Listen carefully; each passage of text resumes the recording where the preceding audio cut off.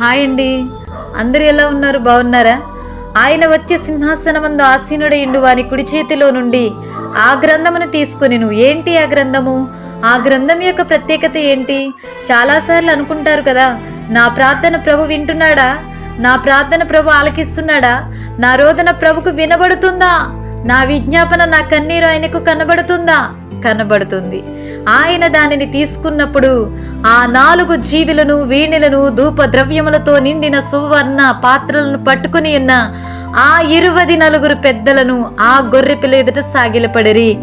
ఈ పాత్రలు పరిశుద్ధుల ప్రార్థనలు. మీ ప్రార్థనలు ప్రభు వింటున్నాడు. మీ ప్రార్థనలు ఆయన సన్నిధికి చేరుతున్నాయి. మీ కన్నీరు ఆయన కవిలలో దాచిపడి ఉంది. ఈ మాటలు వింటున్న మీ హృదయాలు తెప్పరిల్లబడునుగాక. మీ హృదయాల్ని ప్రభు ఓదార్చునుగాక. మీ ప్రార్థనలు ఆలకించి ప్రభు జవాబిచ్చునుగాక. గాడ్ బ్లెస్ యూ అండి. అందరికీ ప్రైజ్ ది లార్డ్.